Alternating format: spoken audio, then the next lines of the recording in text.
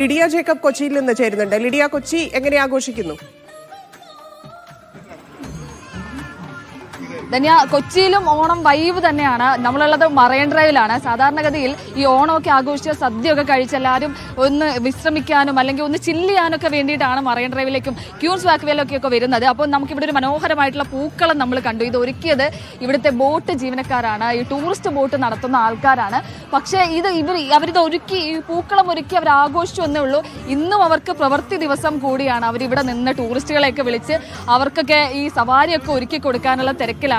അപ്പൊ അവിടുത്തെ കുറച്ച് ചേട്ടന്മാരാണ് നമ്മളോട് ചേർന്ന്. ചേട്ടാ, എങ്ങനെ ഉണ്ടായിരുന്നു ഓണം? പൊളിയാണ്. ഓണം നമുക്ക് എപ്പോഴും പൊളിയല്ലേ? ഓണം പൊളിയാണ്.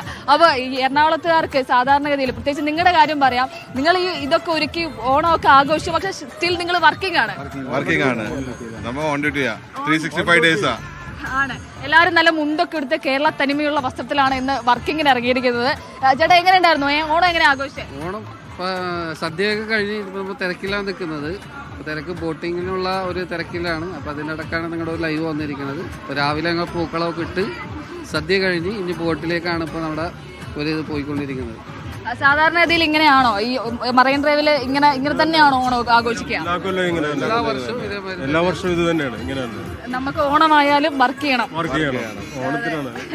അങ്ങനെ തന്നെയാണ്. എല്ലാവരും മുണ്ടൊക്കെ കൊടുത്ത് രാവിലെ ഓണമൊക്കെ ആഘോഷിച്ച് അങ്ങനെ വസ്ത്രങ്ങളൊക്കെ ഇട്ട് അങ്ങനത്തെ ആഘോഷങ്ങളൊക്കെ നടത്തി ഉച്ച കഴിയുമ്പോഴത്തേനും അവർക്ക് ഈ അവരുടെ വർക്കിലേക്കും കാര്യങ്ങളിലേക്കും ഒക്കെ കയറണം. അതാണ്. എങ്ങനെയുണ്ടായിരുന്നു? എങ്ങനെ ആഘോഷിച്ചു ഓണം? ഞങ്ങൾ നല്ല രീതിയിൽ തന്നെ ആഘോഷിച്ചു. വീട്ടിൽ നിന്ന് മാറി തരവില്ല. നമ്മളിവിടെ നമ്മളെ സ്റ്റാഫുകൾ എല്ലാവരും കൂടിയിട്ട് ബോട്ടുകാരെല്ലാവരും ഒരേപോലെ തന്നെ ഒരു കുടുംബം പോലെ ഞങ്ങളിവിടെ ആണ് ഓണം ആഘോഷിച്ചത്. എല്ലാവരും ഇവിടെ തന്നെയുള്ള ആളുകളാണോ? അല്ല, ഞാൻ സ്ഥലം വയനാടാണ്. ഓരോരുത്തരും ഓരോ സ്ഥലത്തു നിന്നുള്ളവരുണ്ട്, പിന്നെ അവിടുത്തെ. എങ്ങനെയായിരുന്നു ഇപ്രാവശ്യത്തെ ഓണം ആഘോഷിച്ചത്? എങ്ങനെയായിരുന്നു? അടിപൊളിയായിരുന്നു. അതായിരുന്നു. എന്തൊക്കെ ഉണ്ടായിരുന്നു? സദ്യ ഉണ്ടായിരുന്നു, പൂക്കളുണ്ടായിരുന്നു, എങ്ങനെയുണ്ടായിരുന്നു? എല്ലാ പരിപാടികളും ഉണ്ടായിരുന്നു. സംബന്ധപ്പെട്ട എല്ലാ കാര്യങ്ങളും ഉണ്ടായിരുന്നു. എന്നിട്ട് ഇനി എന്താ പരിപാടി? ഇനിയിപ്പോ വർക്ക് തന്നെയാണ്. ഞങ്ങൾ ഡ്യൂട്ടിയാണ് അടുത്തത്. ഞങ്ങൾക്ക് ഇന്നേ കിട്ടുള്ളൂ ഇങ്ങനത്തെ ഒരു സമയം. ഓണം ഞങ്ങൾ കളറാക്കി. ഓണം എന്തൊക്കെയായിരുന്നു ഉണ്ടായിരുന്നത്? ഓണസദ്യ ഉണ്ടായിരുന്നു, പൂക്കളുണ്ടായിരുന്നു, പിന്നെ വർക്കുകളുണ്ടായിരുന്നു. അങ്ങനെ തന്നെയാണ്. ഒരു ദിവസം ഓണം മൂടാക്കി. ഓണം ഞങ്ങൾ ഓണം വൈബാണ്. വൈബാക്കി. ഏത് മൂഡ് ഓണം മൂഡ്. അതാണ്. വർക്കിലാണെങ്കിലും ഏത് മൂഡ് ഓണം മൂഡ് എന്നുള്ള ഒരു കാര്യം തന്നെയാണ്. ഓണമായിട്ട് എങ്ങനെ തിരക്കാണോ ഈ ഇതിലൊക്കെ? ഉച്ചയ്ക്ക് ശേഷം തിരക്കാവും. ഒരുപാട് ആളുകൾ വരുന്നുണ്ട്.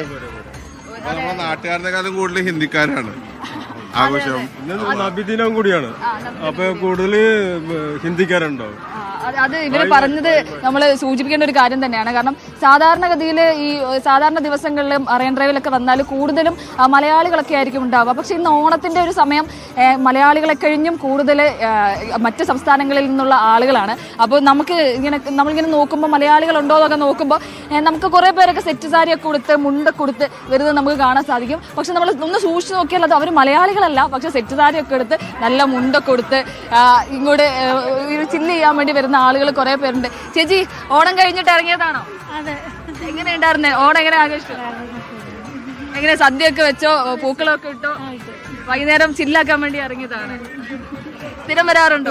കൊച്ചി മറൈൻ ഡ്രൈവിൽ ഓണാഘോഷം നടക്കുന്നുണ്ട്. നിരവധി ആളുകൾ അവധി ദിവസം ആയതുകൊണ്ട് തന്നെ അങ്ങോട്ട് എത്തിച്ചേരുന്നുണ്ട്. മാത്രമല്ല, ഉച്ച കഴിഞ്ഞൊക്കെയുള്ള സമയത്ത് സദ്യയൊക്കെ കഴിച്ച് ആളുകൾ മറൈൻ ഡ്രൈവിലേക്ക് എത്തുന്നു. ആ കാഴ്ചകളാണ് ലിഡിയ കാണിച്ചത്.